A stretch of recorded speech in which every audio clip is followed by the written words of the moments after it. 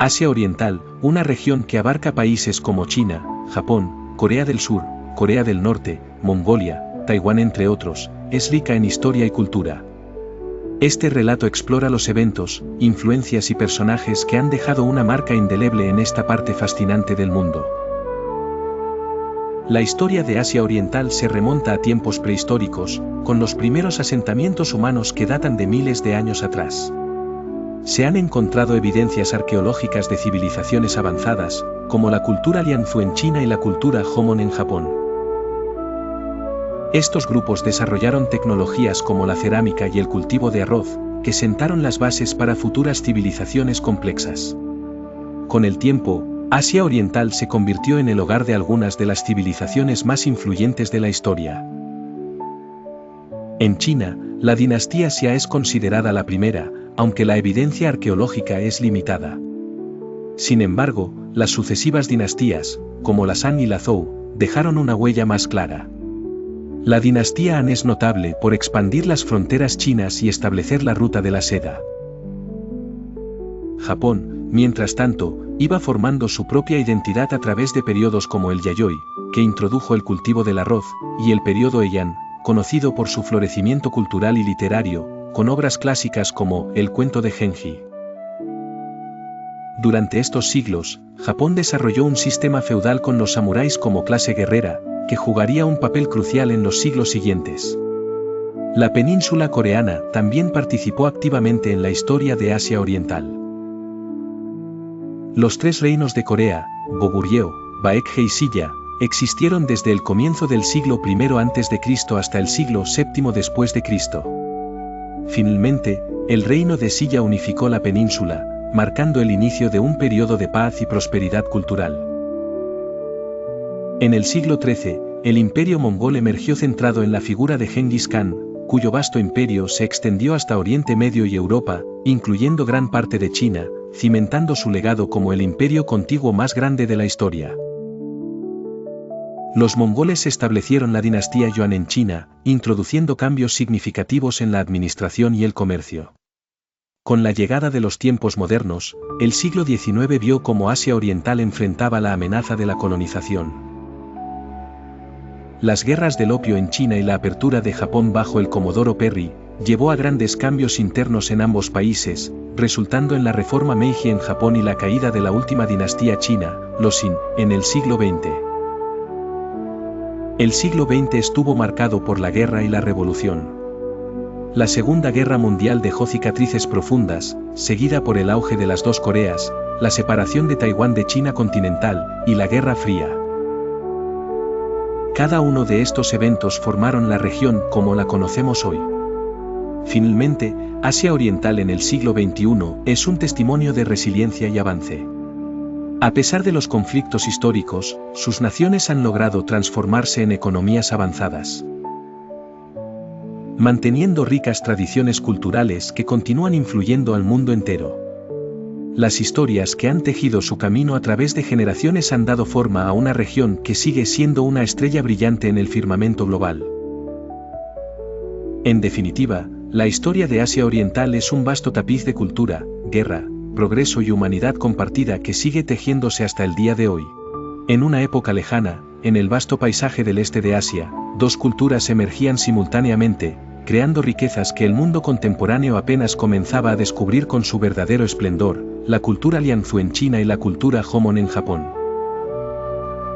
Ambas compartían ciertas similitudes en su desarrollo, al mismo tiempo, destacaban por sus características únicas que dejaron huellas indelebles en la historia. La cultura Lianzhu floreció alrededor del 3300 al 2200 a.C., durante el Neolítico tardío, en la cuenca del río Yangtze.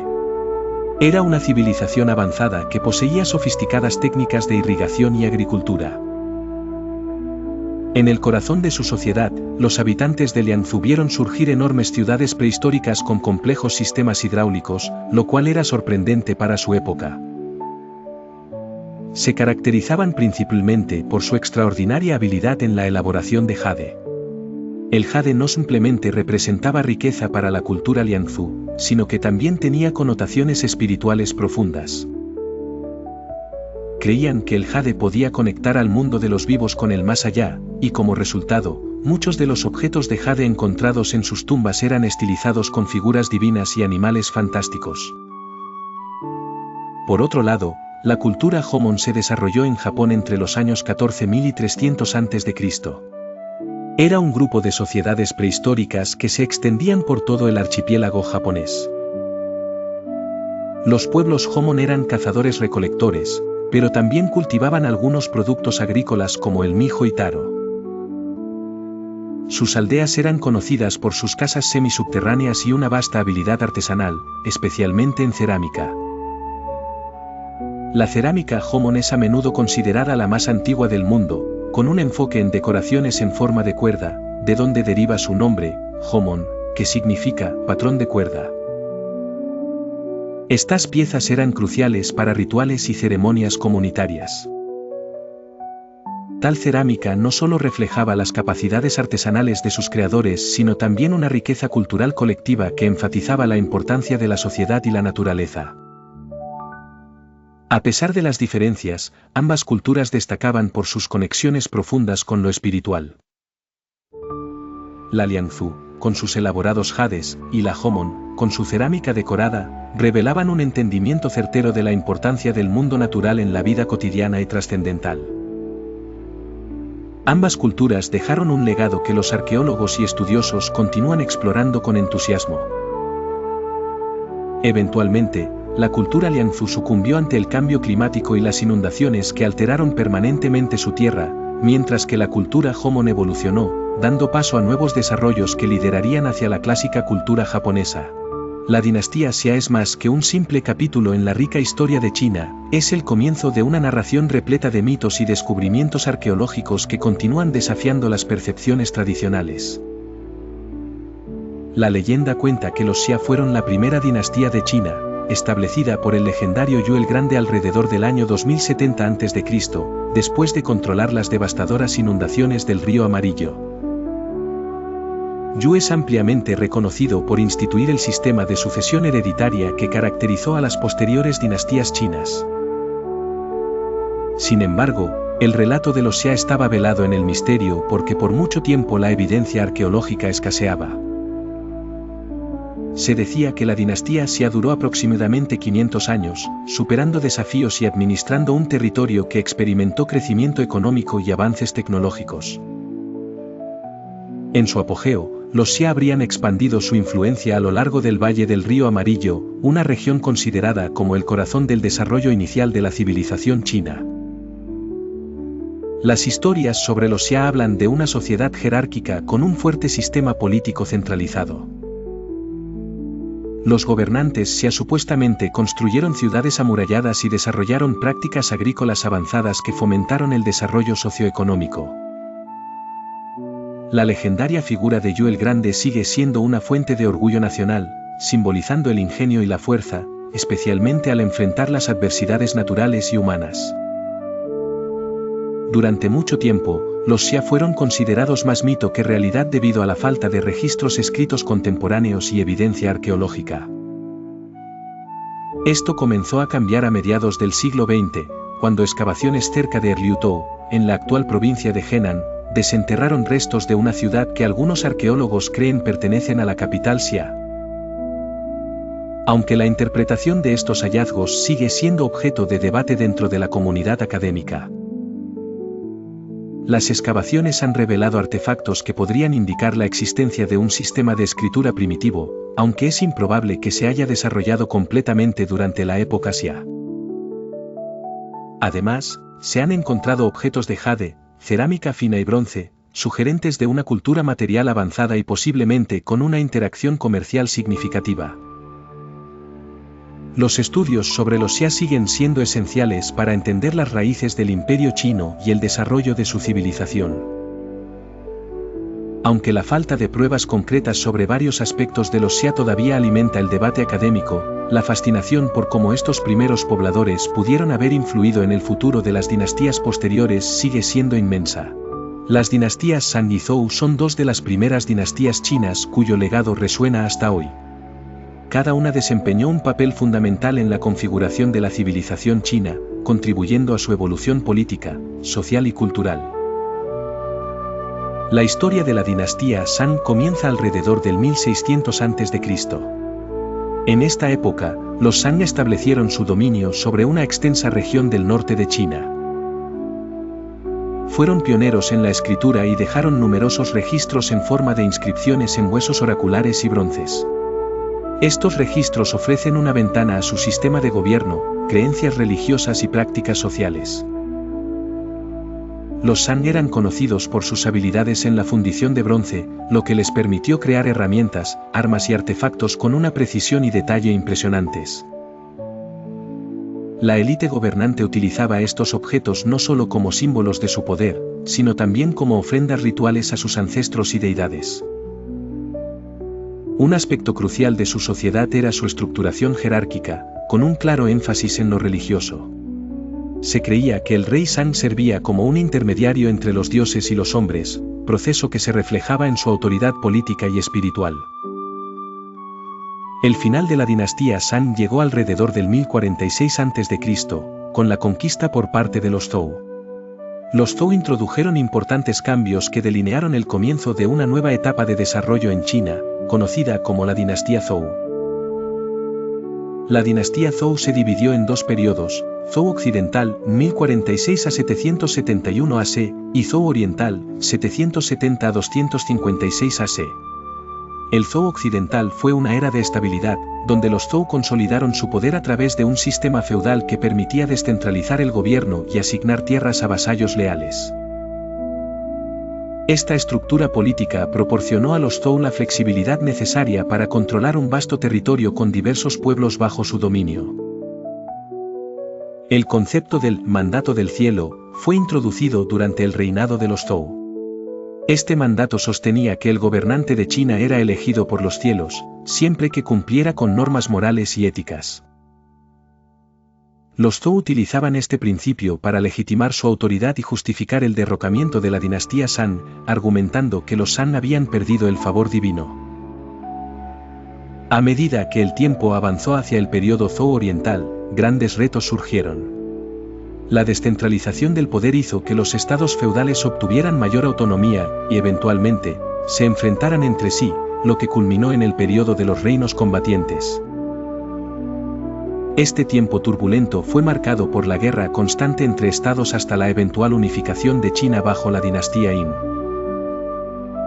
Los Zhou también fueron grandes innovadores en la filosofía, produciendo figuras como Confucio y Laozi, cuyos pensamientos filosóficos y morales se convirtieron en piedra angular de la cultura china. La literatura y el arte florecieron, estableciendo cimientos que influirían en todas las posteriores dinastías.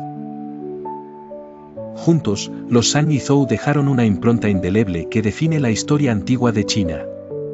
Sus avances en el arte, política y filosofía proporcionaron las bases sobre las cuales la sociedad china continuó creciendo y transformándose. Durante el periodo de la historia de China conocido como la dinastía Han, se desarrollaron eventos cruciales que han dejado una huella indeleble en la cultura y civilización chinas. Fundada alrededor del año 206 a.C. tras la caída de la dinastía Yin, la dinastía Han se caracteriza por su longevidad, abarcando un lapso de más de 4 siglos hasta su caída en el año 220 después de Cristo. El comienzo de la dinastía Han se debe al liderazgo de Liu Ban, también conocido como el emperador Gaozu de Han, un hombre de humildes comienzos que logró unificar China tras años de guerras y revueltas. Bajo su gobierno, la burocracia del reino se consolidó y se promovió el confucianismo como ideología estatal, lo que sentó las bases para un gobierno centralizado. A medida que el imperio creció, especialmente durante el mandato del emperador Wu, se llevaron a cabo campañas expansionistas que extendieron las fronteras de China, asegurando territorios y caminos comerciales importantes, como la famosa Ruta de la Seda. Esta red de comercio permitió no solo el intercambio de bienes, sino también de ideas y cultura, fomentando un periodo de prosperidad económica y cultural. El periodo Han también fue testigo de innovaciones y avances tecnológicos notables. Las mejoras en la agricultura, como el desarrollo del arado de hierro y la técnica del cultivo en terrazas, permitieron el aumento de la producción de alimentos. Asimismo, la llegada de la seda a través de la ruta de la seda se convirtió en un símbolo de prestigio y riqueza, altamente valorado en los mercados extranjeros.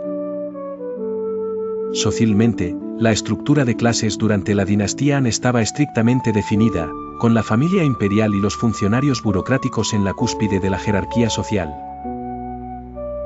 Sin embargo, a lo largo de este periodo, la movilidad social pudo lograrse a través de la educación y el servicio público, gracias a los exámenes de servicio civil introducidos para seleccionar a los más capaces en la administración del imperio. La literatura y las artes florecieron bajo los Han, con la poesía y la historiografía alcanzando nuevas alturas. Una de las obras más destacadas de este tiempo es el Siji o Registros del Gran Historiador de Sima Qian, una cronología comprensiva de la historia de China hasta su época. Sin embargo, no todo en esta época fue estabilidad y paz.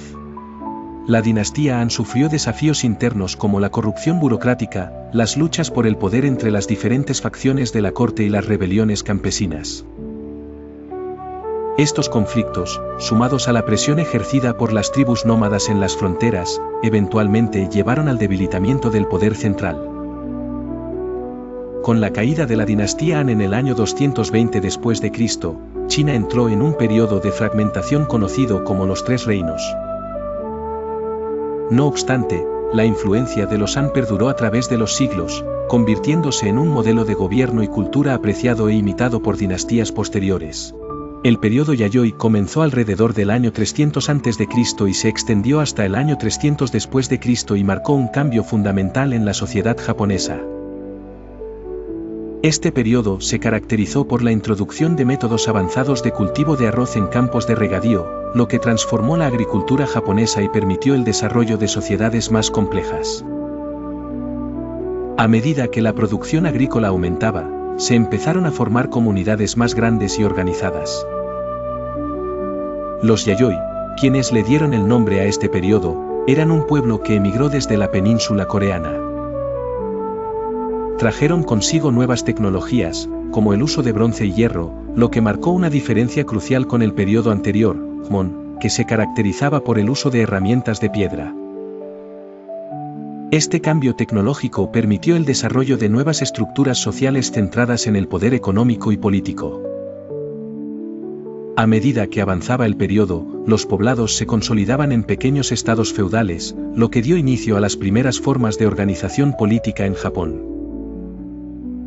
En cuanto a la cultura material del periodo Yayoi, destaca la cerámica fina y pulida, que se diferenciaba de la cerámica Joseon por ser más sencilla y utilitaria. Esta cerámica se utilizaba principalmente en rituales religiosos y en el almacenamiento de alimentos, lo cual refleja una sociedad que comenzaba a preocuparse por el excedente y la preservación de recursos. Por otro lado, el periodo Heian se desarrolló desde el año 794 hasta 1185 y es conocido como el Pico del Esplendor Cortesano, en Japón. Comenzó con el traslado de la capital a Heian-kai griega, actualmente conocida como Kioto.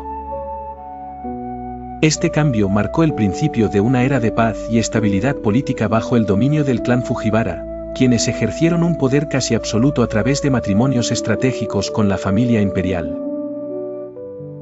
Durante el periodo Heian, la cultura japonesa floreció. Fue un tiempo de grandes desarrollos en literatura, arte y religión. La corte imperial se convirtió en un hervidero de actividad cultural, con poetas, artistas y músicos que contribuían para crear un ambiente de sofisticación sin igual. Es en esta época cuando se produjeron obras maestras como El cuento de Genji, de Murasaki Shikibui y La historia de Ise, que son consideradas algunos de los textos más importantes de la literatura japonesa. Ambos periodos, Yayoi y Heian, son fundamentales para entender el desarrollo cultural y social de Japón. En una lejana tierra insular, en el país del sol naciente, floreció una casta de guerreros cuyas leyendas y códigos morales aún resuenan en los ecos del tiempo. Los samuráis, los nobles guerreros de Japón, surgieron en un periodo convulso, donde los clanes feudales se disputaban el poder en un complejo mosaico de alianzas y traiciones. Era la era de las espadas afiladas y corazas relucientes, de honor y disciplina inflexibles. El término, samurái, proviene del verbo saburao, que significa servir. Los samuráis eran mucho más que simples guerreros, eran servidores leales a su daimyo, el señor feudal al que estaban comprometidos. Su devoción era tal que su vida y muerte estaban al servicio del código del Bushido, el camino del guerrero, un estricto compendio de principios basados en la rectitud, el coraje, el respeto, la benevolencia, la sinceridad, el honor y la lealtad. La historia de los samuráis comienza en el periodo Heian, entre los siglos 8 y 12, cuando los clanes guerreros comenzaron a adquirir poder al servicio de la corte imperial. Estos clanes, como los Minamoto y los Taira, se convirtieron en protagonistas de épicas batallas y de intrigas palaciegas. El ápice del poder samurái se alcanzó durante el periodo Kamakura, cuando Minamoto no Yoritomo estableció el primer shogunato en 1192. El shogunato representaba el poder militar sobre el imperial, desplazando al emperador a un rol simbólico. Este era el inicio de un orden social donde los samuráis ocupaban el estatus más alto bajo el shogun, liderando durante siglos las políticas y guerras del archipiélago japonés. Durante el periodo Muromachi se vivió una cierta relajación en el comportamiento y disciplina de los samuráis, coincidiendo con el florecimiento cultural del arte y la estética japonesa. Sin embargo, la verdadera prueba del valor de estos guerreros llegó durante el periodo Sengoku, un siglo de guerras civiles que fragmentaron Japón en múltiples señoríos enfrentados. De estos tiempos turbulentos surgieron leyendas de grandes generales y estrategas, como Oda Nobunaga, Toyotomi Hideyoshi, y Tokugawa Ieyasu, quienes a su modo unificaron el país bajo sus respectivos liderazgos. Ya en el periodo Edo, bajo el shogunato Tokugawa, los samuráis se vieron forzados a adaptarse a una sociedad en paz. Se transformaron en burócratas y maestros, conservando su saber marcial y sus principios. Fue en esta época cuando el código del Bushido se codificó formalmente, perpetuándose más como una guía espiritual que como un mandato de vida y muerte. La modernización y apertura de Japón en la era Meiji, a finales del siglo XIX, trajo consigo el declive de la casta samurái. El sistema feudal fue abolido, y con él, el derecho exclusivo de los samuráis a portar armas. Muchos se resistieron a estos cambios, siendo parte de revueltas que buscaban preservar sus antiguas tradiciones. Sin embargo, con el tiempo, se integraron en la nueva sociedad desempeñando roles diversos. Hoy en día, los samuráis permanecen en la memoria colectiva como símbolo de nobleza y disciplina. Su historia se inmortaliza en innumerables relatos, poesías y películas que celebran una época dorada, aunque violenta, de la historia japonesa. Las espadas katana que un día empuñaron son testimonio de una era donde el valor y el honor eran una forma de vida cuya influencia aún perdura en la cultura contemporánea japonesa. En la península coreana, hace más de 1000 años, existieron 3 reinos que forjaron la historia y cultura de la antigua Corea. Estos reinos eran Goguryeo, Baekje y Silla, cada uno con sus propias características y contribuciones distintivas al desarrollo de la región. Goguryeo, el más septentrional de los 3 reinos, era conocido por su fortaleza militar y su cultura vibrante. Se extendía por lo que ahora es el norte de Corea y parte de China. Fundado en 37 a.C. por Jumon, Goguryeo prosperó gracias a su posición estratégica y a su habilidad para resistir invasiones externas, notablemente las incursiones de China. Sus reyes, como Wangaeto el Grande, ampliaron considerablemente su territorio, fortaleciendo su influencia y poder sobre gran parte de Asia Oriental. Goguryeo era también famoso por sus tumbas con murales, que reflejan el arte sofisticado y la vida en el reino. Baekje, por otro lado, floreció a lo largo de la costa suroeste de la península. Fundado en 18 a.C. por Honjo, el hijo de Jumon, Baekje desarrolló una cultura rica influenciada por su proximidad con China. El reino fue un importante centro de difusión cultural, especialmente de budismo, hacia Japón. Baekje era conocido por su arquitectura refinada y su arte, claramente visible en el diseño de sus pagodas y la cerámica. La relación de Baekje con Japón fue muy estrecha, marcando el inicio de un intercambio cultural que perduró durante siglos. Silla, el reino más meridional, comenzó a emerger en 57 a.C.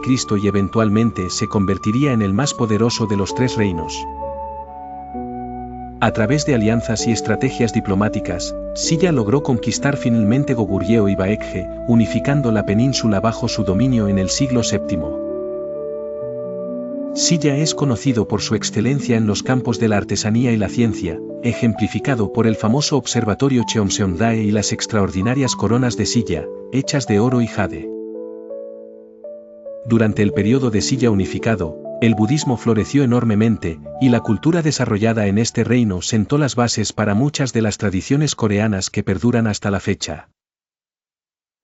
Cada uno de los tres reinos defendía fervientemente su independencia y cultura, participando en una serie de conflictos y batallas por el control de la península. Sin embargo, sus interacciones, tanto conflictivas como cooperativas, jugaron un papel crucial en el desarrollo de la identidad nacional coreana. Hoy en día, los vestigios de estos reinos son una fuente de orgullo y fascinación para los coreanos y para el mundo en general, mostrando una historia rica y compleja de resistencia, influencia cultural y logro artístico en medio de la adversidad. En el vasto panorama de las estepas asiáticas, se alzó uno de los imperios más impresionantes y temidos de la historia, el Imperio Mongol. Fundado por Temujin, quien más tarde sería conocido como Genghis Khan, este imperio transformó la geopolítica del mundo medieval a través de conquistas, intercambios culturales e innovaciones administrativas. Genghis Khan, nacido alrededor de 1162, creció en un entorno hostil donde la supervivencia dependía de la habilidad para combatir, negociar alianzas y, en ocasiones, traicionar. Su tenacidad y visión política se hicieron patentes cuando, tras unificar las diversas tribus mongolas, se proclamó como su líder indiscutible en 1206. Así comenzó una campaña de expansión sin precedentes, que en poco más de un siglo creó el imperio contiguo más grande de la historia. El vasto imperio se extendió desde la península de Corea hasta Europa del Este, abarcando gran parte de Asia Central, Persia, y estaba incluso en puertas de la mismísima Europa Occidental. Las conquistas fueron rápidas y eficientes, en parte gracias a la extraordinaria organización militar mongola, que combinaba disciplina, estrategia adaptativa y un uso innovador de la caballería. Cada guerrero mongol estaba perfectamente entrenado y equipado, lo que les permitía comunicaciones rápidas y movilizaciones efectivas. Un aspecto a menudo infravalorado del imperio mongol es su impacto cultural y económico. A pesar de su reputación brutal, los mongoles promovieron el comercio y la comunicación a través de la famosa ruta de la seda. Bajo su dominio, esta ruta se convirtió en un corredor seguro para comerciantes, viajeros y emisarios de diferentes culturas y religiones. El intercambio de bienes, ideas y tecnologías fue uno de los legados más perdurables de la administración mongola. Ikhtiar al-Din Muhammad bin Bakhtiyar Khilji fue un ejemplo de un general en aquellas tierras que experimentó la furia y estrategia de los mongoles. La lección aprendida por muchos pueblos era la de sumisión o destrucción. Sin embargo, aquellos que optaron por rendirse y colaborar a menudo encontraron oportunidades bajo el mandato mongol. Este enfoque pragmático hacia la gobernanza también se reflejó en su sistema de comunicación, el yam, una especie de correo a caballo que permitía la rápida transmisión de órdenes e información a través de enormes distancias. Tras la muerte de Genghis Khan, su imperio fue dividido entre sus descendientes en diferentes kanatos, pero su visión de un mundo interconectado no se desvaneció. Uno de sus nietos, Kublai Khan, estableció la dinastía Yuan en China, donde además de la administración, se promovió la conexión entre Occidente y Oriente. La dinastía Yuan fue una de las más enigmáticas y también una de las más significativas para la historia de China. Su creación marcó un periodo de transición entre la China tradicional y el vasto imperio mongol que buscaba integrar no solo territorios, sino también culturas. Esta es la historia de cómo surgió esta dinastía, sus momentos más notables y cómo su legado perdura hasta nuestros días. Érase una vez un poderoso guerrero llamado Temujin, conocido mundialmente como Genghis Khan. Durante el siglo XIII, logró unificar las tribus mongolas y extender su influencia a gran parte de Asia. Sin embargo, Su visión iba más allá de la expansión territorial, soñaba con un imperio sustentado en la estabilidad y prosperidad donde diferentes culturas pudieran convivir y aprender una de la otra. La historia de la dinastía Yuan se inicia verdaderamente con Kublai Khan, el nieto de Genghis Khan. A diferencia de sus ancestros, Kublai Khan estaba profundamente interesado en la cultura china y fue él quien finalmente estableció la dinastía Yuan en 1271, proclamándose emperador de China. Su meta era fusionar las estructuras gubernamentales tradicionales chinas con la eficacia y disciplina mongola. La capital fue trasladada a Dadu, lo que hoy conocemos como Beijing. Kublai Khan implementó muchas reformas para conseguir unificar su imperio. Adoptó el sistema administrativo chino pero introdujo una nueva jerarquía social en donde, por supuesto, los mongoles estaban en la cúspide, seguidos de otras etnias. Sin embargo, promovió un ambiente de tolerancia religiosa, lo que permitió la coexistencia de diferentes creencias dentro de sus dominios. Bajo el gobierno de los Yuan, el comercio floreció, especialmente gracias a la famosa ruta de la seda que conectaba a China con Europa, el Medio Oriente y otras partes de Asia. Esto no solo facilitó el intercambio de bienes, sino también de conocimientos e ideas. Tales intercambios culturales son ejemplificados en las visitas de viajeros famosos como Marco Polo, quien narró sus experiencias en la corte del Gran Khan con gran detalle, contribuyendo enormemente a la fascinación europea por el lejano Oriente. Uno de los desafíos más grandes para Kublai Khan fue la consolidación del poder a lo largo de China. Las diferencias culturales y la resistencia local complicaron el gobierno y a menudo se necesitaron campañas militares para reclamar el control sobre áreas rebeldes. Además, pese a sus esfuerzos por integrar al pueblo chino en el nuevo orden, muchos sectores de la población seguían viendo a los Yuan como invasores extranjeros. El declive de la dinastía Yuan comenzó con luchas internas por el poder y descontento generalizado debido a las excesivas cargas fiscales.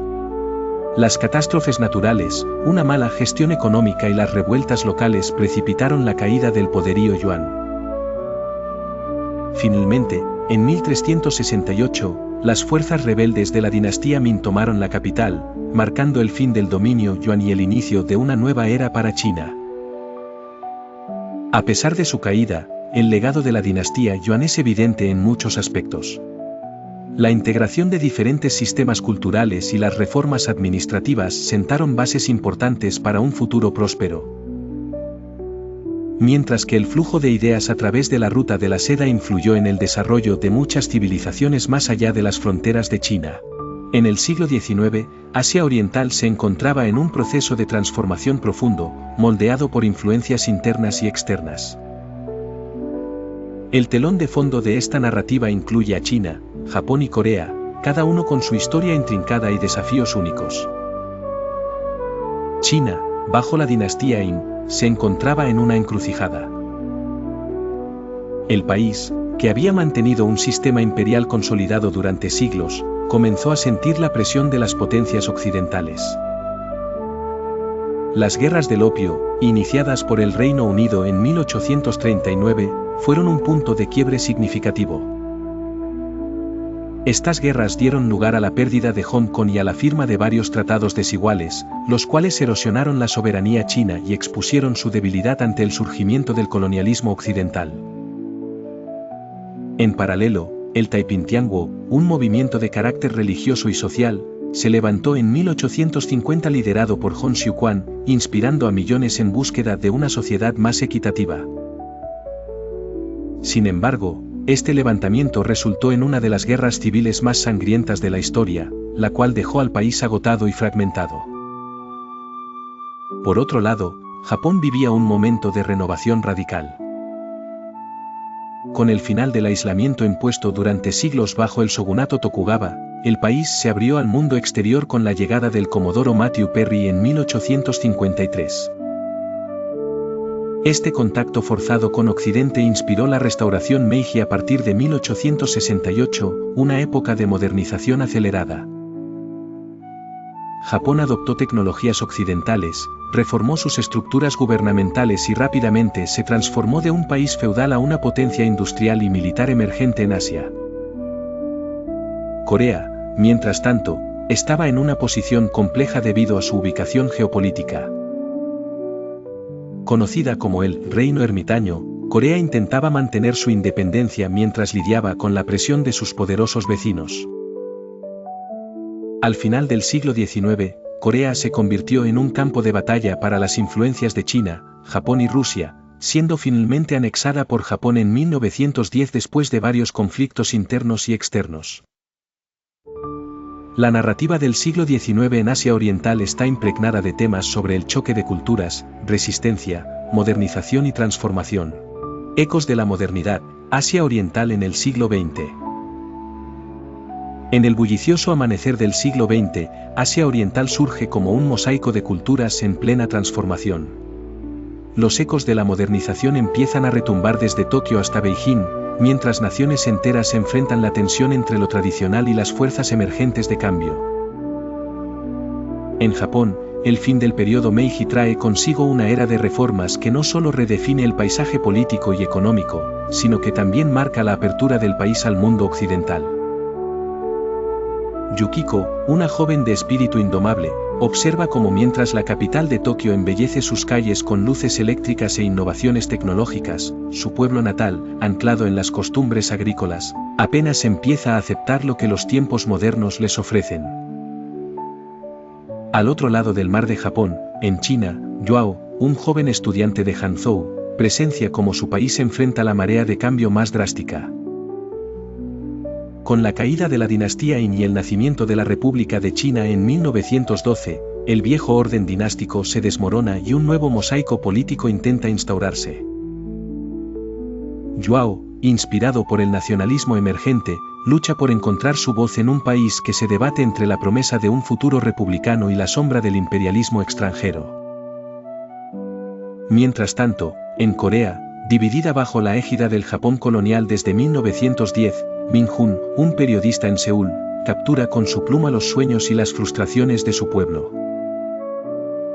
A través de sus artículos clandestinos, desafía al sistema dominante japonés mientras nutre, junto con sus amigos, el naciente deseo de independencia. El conflicto entre Japón y Corea no es solo de armas, sino de identidades, con Min-jun documentando la resistencia cultural a través de la literatura y el arte. Avanzando en las décadas, la Segunda Guerra Mundial se adentra en Asia Oriental dejando un rastro de devastación. Yukiko, ahora enfermera en Hiroshima, asiste a su nación en los días oscuros de confrontación bélica. Tras la tragedia atómica, se convierte en testigo del renacer de su país desde las cenizas. Observa con asombro cómo el espíritu inquebrantable de los japoneses impulsa una rápida recuperación económica y una reinvención social. Por su parte, Yuao ve a su China en medio de la guerra civil, donde el comunismo y el nacionalismo chocan para definir el alma del gigante asiático.